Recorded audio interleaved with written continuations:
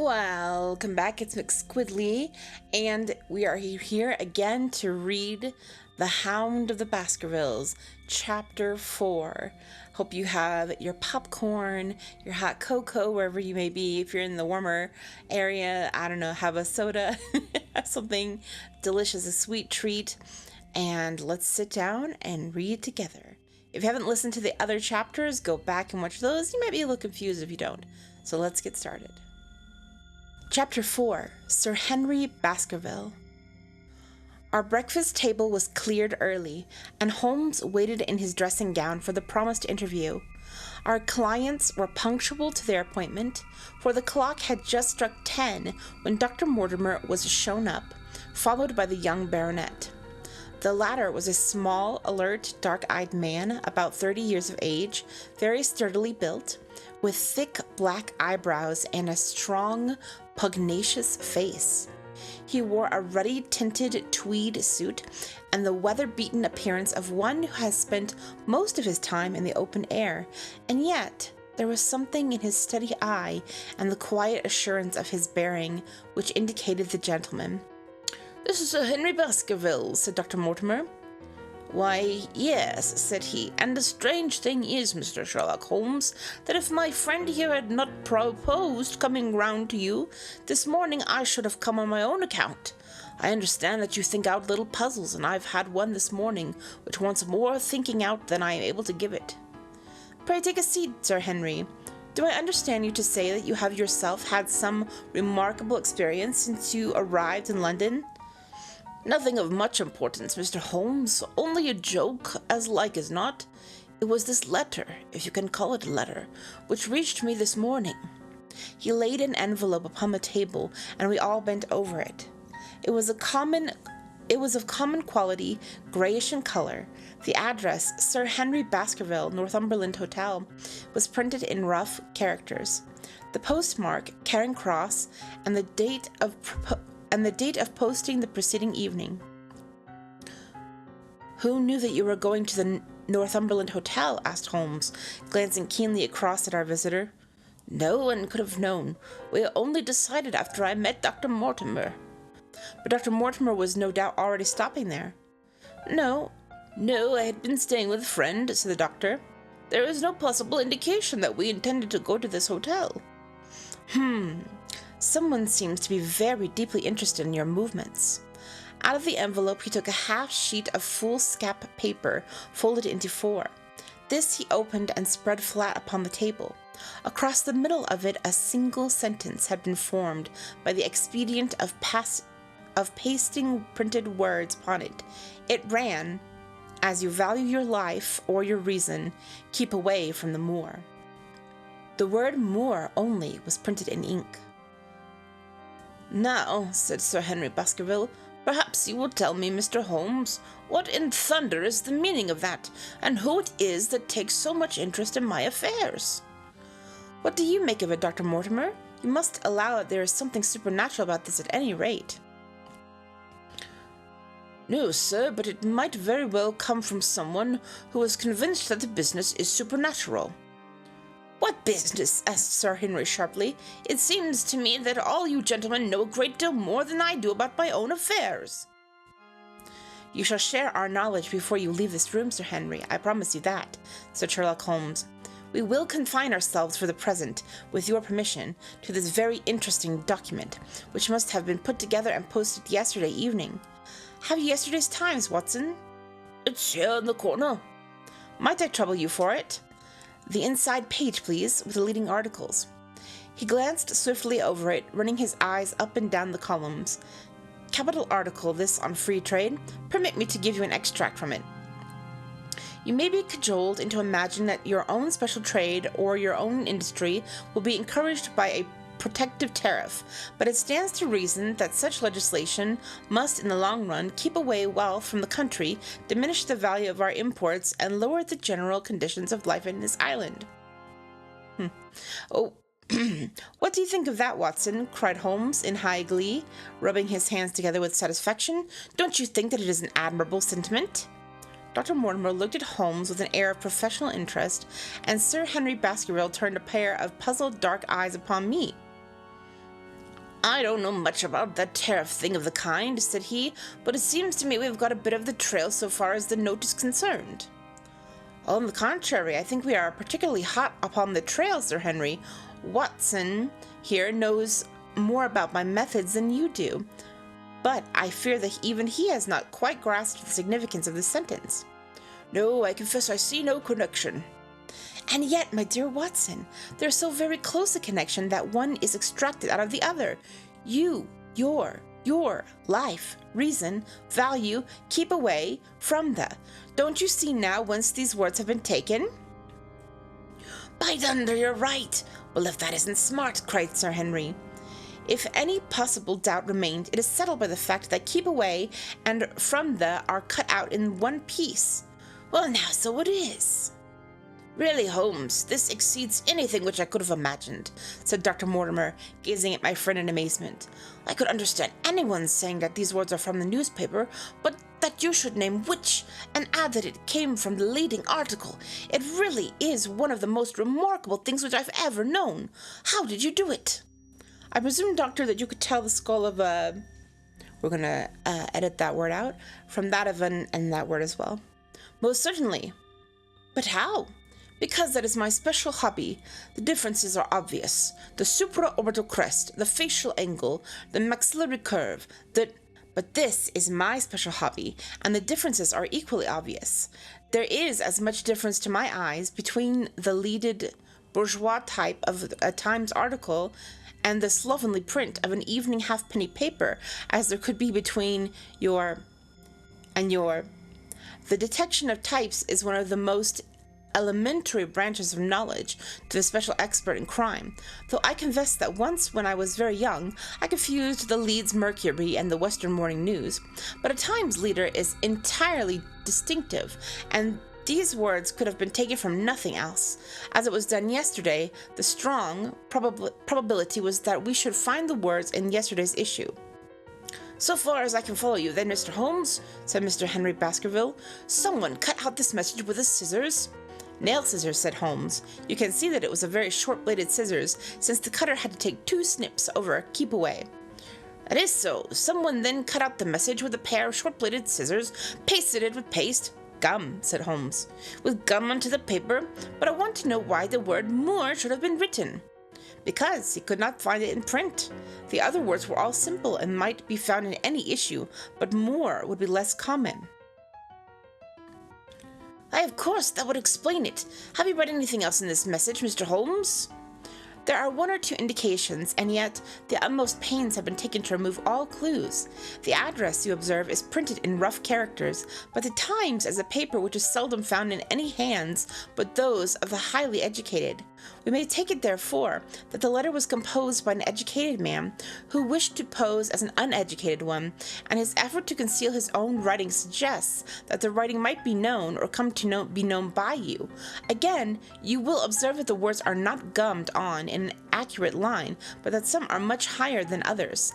Life, for example, is quite out of its proper place. That may point to carelessness or it may point to agitation and hurry upon the part of the cutter. On the whole, I incline to the latter view, since the matter was evidently important, and it is unlikely that the composer of such a letter would be careless. If he were in a hurry, it opens up the interesting questions why he should be in a hurry, since any letter posted up to early morning would reach Sir Henry before he would leave his hotel. Did the composer fear an interruption, and from whom? We are coming rather into the region of guesswork, said Dr. Mortimer. Say, rather into the region where we balance probabilities and choose the most likely.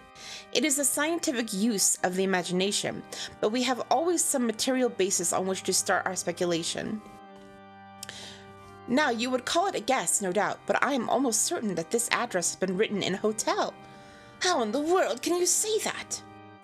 If you examine it carefully, you will see that both the pen and the ink have given the writer trouble. The pen has spluttered twice in a single word, and has run dry 3 times in a short address, showing that there was a little ink in the bottle. Now, a private pen or ink bottle is seldom allowed to be in such a state, and the combination of the 2 must be quite rare. But you know the hotel ink and the hotel pen, where it is rare to get anything else. Yes, I have very little hesitation in saying that we could examine the waste paper baskets of the hotels around Charing Cross until we found the remains of the mutilated Times leader. We could lay our hands straight upon the person who sent the singular message. Hello, hello, what's this?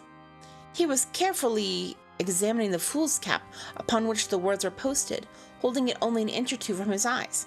Well? Nothing, said he, throwing it down. It is a blank half-sheet of paper without even a watermark upon it.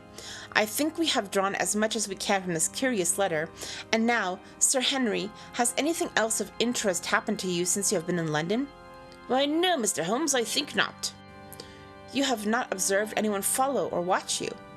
I seem to have looked right into the thick of a dime novel, said our visitor. Why in thunder would anyone follow or watch me? We're coming to that. You have nothing else to report to us before we go into this matter? Well, it depends upon what you think worth reporting. I think anything out of the ordinary routine of life well worth reporting. Sir Henry smiled.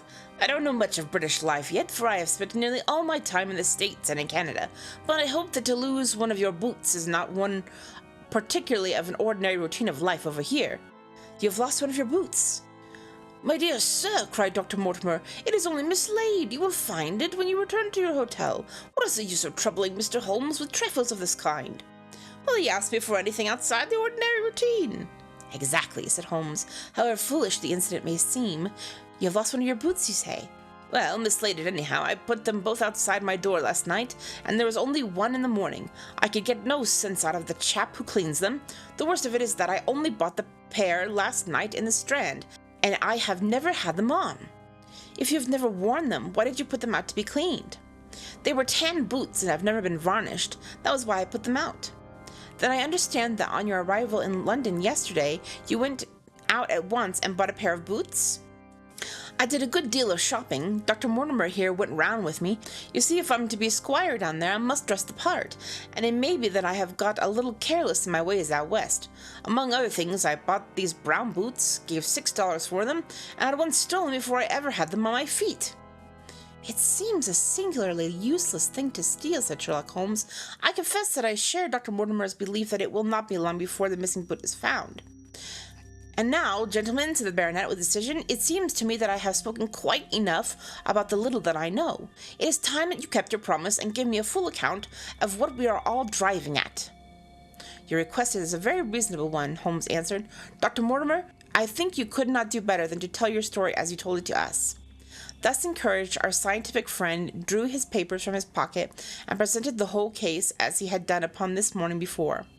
Sir Henry Baskerville listened with the deepest attention and the occasional exclamation of surprise. Well, I seem to have come into an inheritance with a vengeance, said he, when the long narrative has finished. Of course, I've heard of the Hound ever since I was in the nursery.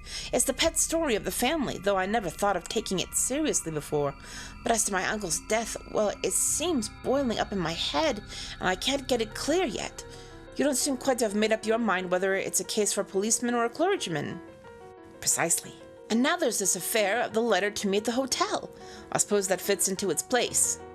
It seems to show that someone knows more than we do about what goes on upon the moors, said Dr. Mortimer. And also, said Holmes, that someone is not ill-disposed toward you, since they would warn you of danger. Or maybe that they wish for their own purpose to scare me away. Well, of course, that is possible also. I am very much indebted to you, Dr. Mortimer, for introducing me to a problem which presents several interesting alternatives. But the practical point which we now have to decide, Sir Henry, is whether it is or not advisable for you to go to Baskerville Hall. Why should I not go? There seems to be danger. Do you mean danger from his family fiend, or do you mean danger from human beings? Well, that is what I have to find out. Whichever it is, my answer is fixed. There is no devil in hell, Mr. Holmes, and there is no man upon earth who can prevent me from going to the home of my people, and you may take that to be my final answer. His dark brows knitted and his face flushed to a dusky red as he spoke. It was evident that the fiery temper of the Baskervilles was not extinct in their last representative. Meanwhile, said he, I have hardly had time to think over all that you have told me. It's a big thing for a man to have to understand and to decide at one sitting. I should like to have a quiet hour by myself and make up my mind.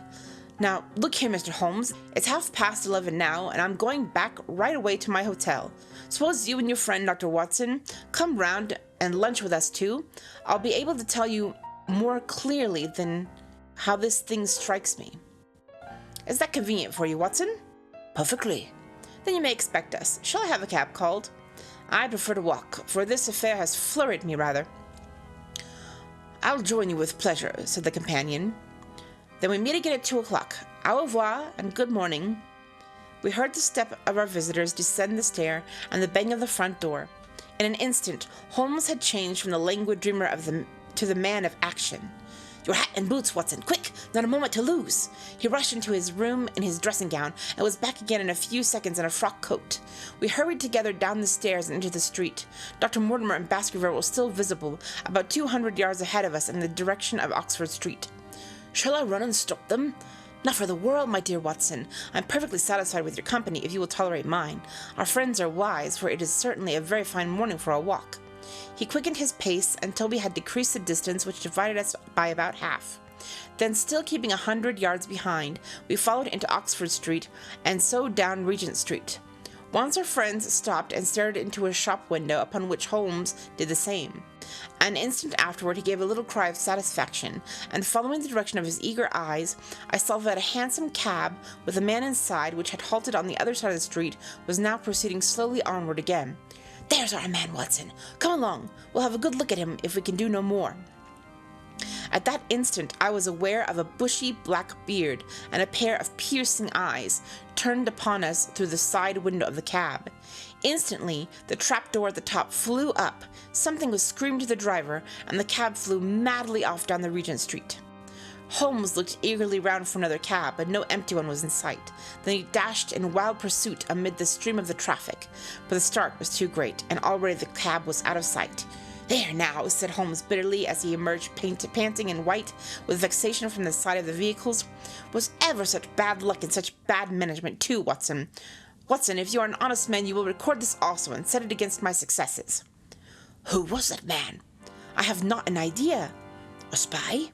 Well, it was evident from what we have heard that Baskerville has been very closely shadowed by someone since he had been in town. How else could it be known so quickly that it was the Northumberland Hotel which he had chosen? If they had followed him the first day, I argue that they would follow him also the second. You may have observed that I twice strolled over to the window while Dr. Mortimer was reading his legend. Yes, I remember. I was looking out for loiterers in the streets, but I saw none. We are dealing with a clever man, Watson. This matter cuts very deep, and though I have not finally made up my mind whether it is a benevolent or a malevolent agency which is in touch with us, I am conscious always of a power and design.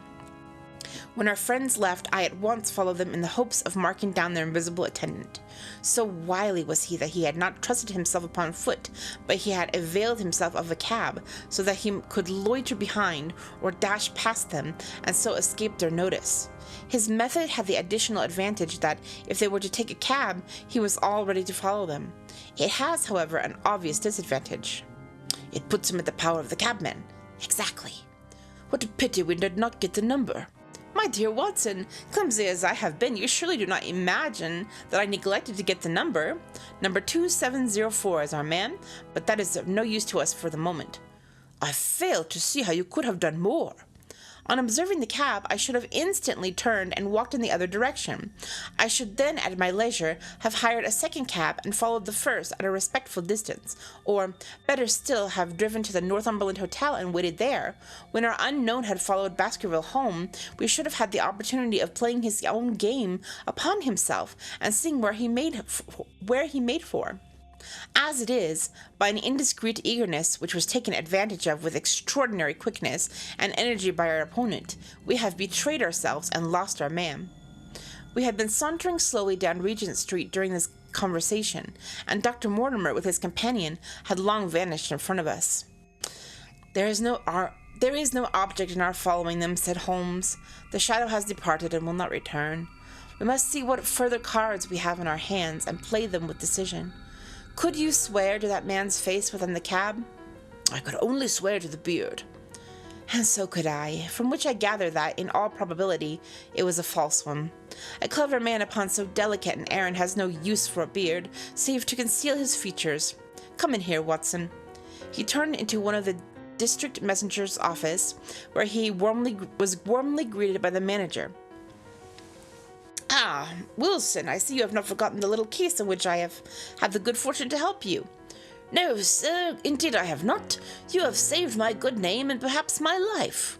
My dear fellow, you exaggerate. I have some recollection, Wilson, that you had among your boys a lad named Cartwright, who showed some ability during the investigation. Yes, sir, he is still with us. Could you ring him up? Thank you. And I should be glad to have change of this £5 note. A lad of 14 with a bright, keen face had obeyed the summons of the manager. He stood now gazing with great reverence at the famous detective. Let me have the hotel directory, said Holmes. Thank you. Now, Cartwright, there are the names of 23 hotels here, all in the immediate neighborhood of Charing Cross. Do you see? Yes, sir. You will visit each of these in turn. Yes, sir. You will begin each case by giving the outside porter 1 shilling. Here are 23 shillings. Yes, sir. You will tell him that you want to see the waste paper. You will tell him that you want to see the waste paper of yesterday. You will say that an important telegram has miscarried and that you are looking for it. You understand? Yes, sir. But what you are really looking for is the center page of the Times, with some holes cut in it with scissors. Here is a copy of the Times. It is this page. You could easily recognize it, could you not? Yes, sir. In each case, the outside porter will send for the hall porter, to whom also you will give 1 shilling. Here are 23 shillings. You will then learn in possibly 20 cases out of the 23 that the waste of the day before has been burned or removed. In the 3 other cases, you will be shown a heap of paper, and you will look for this page of the Times among it. The odds are enormously against your finding it. There are 10 shillings over in case of emergencies. Let me have a report by wire at Baker Street before evening. And now, Watson, it only remains for us to find out by wire the identity of the cabman, number 2704, and then we will drop into one of the Bond Street picture galleries and fill in the time until we are due at the hotel. And that is it for today. We're going to stop here, and I'll be back tomorrow at midnight for the next chapter. I'm thoroughly enjoying this, and I look forward to reading with you again tomorrow. Goodbye.